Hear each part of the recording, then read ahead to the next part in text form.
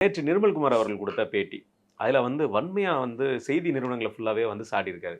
நீங்க இந்த மாரிலாம் தம்ப்லைன் போடுறீங்க, இந்த மாரிலாம் நியூஸ் பரப்புறீங்க, அ ஜெயிலுக்கு உள்ள போற குற்றப்பத்திரிகையில பேர் இருக்கு.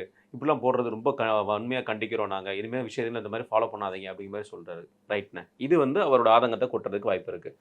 ஆனா, ஏர்போர்ட்டில் இறங்கினோன சம்பவம் செய்த விஜய், இரவு நேரத்தில் சம்பவம் செய்த விஜய், மிரட்டிய விஜய், அப்பலாம் தம்ப்லைன் போடும்போது இதே நிர்மல்குமார் ஏன்பா அப்படி தம்ப்லைன் போடுறீங்க? நாங்க அப்பலாம் ஒண்ணுமே பண்ணலன்னு ஏன் சொல்லலானே?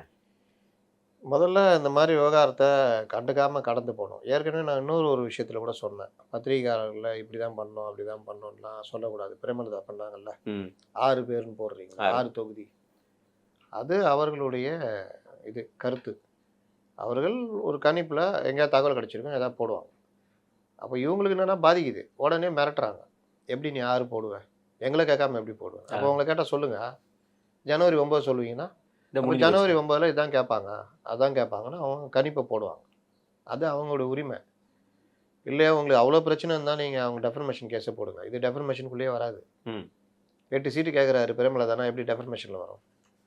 வராது. ஒருத்தர் ஏதோ எழுதுறாங்க 13 சீட்ன்னு அதாவது 18 சீட்டு அமைச்சர்ல மத்திய அமைச்சர்ல பதவி இன்னைக்கு உருட்டுறாங்க. சில ஆமா. சேனல்கள். அப்ப சந்தோஷமா இருக்கா? இன்னொன்னு இது எப்படி உங்கள பத்தி பேசாமயே இருக்கணும்னு எப்படி நீங்க வாய்ப்பு விட்டு போட முடியும்? அதெல்லாம் தப்பு. அவதூறா பேசக்கூடாதுன்னு நீங்க கோர்ட்ல போய் ஆர்டர் வாங்கலாம். அது வேற.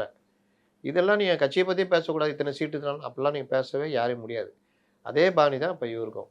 நீங்க சொன்ன மாரி, நல்லா போட்டப்போ "எடங்கீனோடன் செய்த சம்பவம்" சம்பவம். எது இப்படி காமிச்சாராம். காமிச்சு. நேத்து போடுறான் ஒருத்தன். ஏர்போர்ட்ல போறதுக்கு முன்னாடி விஜய் செய்த அந்த செயல். ஏன்னா உடனே அதான் பார்த்தா பரவால்லண்ணே. டெல்லி போறதுக்கு முன்னாடி இங்க இறங்கியதும் தொண்டர்களை காமித்து சமிக்கை செய்த விஜய். ஊடகங்களை சந்தித்த விஜய். நான் நெனச்சுட்டேன், ஐயோ! பேட்டி குடுத்துட்டாரு போல நம்ம மிஸ் பண்ணிட்டோமேன்னு பார்த்தா, கார விட்டு இறங்கி வந்து அந்த எப்படி கை கூட பாருங்களேன். இப்படிலாம் இருக்காது.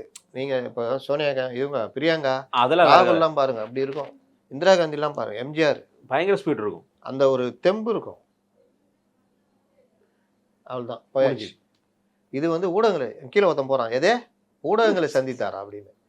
அப்போ இந்த மாரி அதெல்லாம் அவன் சந்தோஷமா இருக்கா? அதாங்க. அதனால பத்திரிகைகள் எழுத தான் செய்வான். அவன் பேஜுக்கு குற்றப்பத்திரிகையில் பேரா? அப்படி போடுவான். கைதாகிறாரா விஜய்ன்னு விஜய். போடுவான். ச ஜான் ஆரோக்கியசாமிக்கு சிக்கல்னு போடுவான். எல்லாம் தான் போடுவான். நீங்க என்ன நான் என்ன கேட்கிறேன், அதுலயும் இவ்வளோ ஜான பேசுறீங்களே ஆரோக்கியசாமிக்கு சிக்கலான்னு சொல்லி இவ்வளோ போடும்போது. பேசுறீங்களே, திமுகலாம் விமர்சனம் பண்றீங்களே, நீங்கலாம் பத்திரிகையாளர்கள கரெக்ட் பண்ணி வைக்கலையா? அ, போட்டு உடைக்கவா? அ. எத்தன பத்திரிகையாளர்களுக்கு என்னென்ன சலுகை செஞ்சிருக்கீங்க?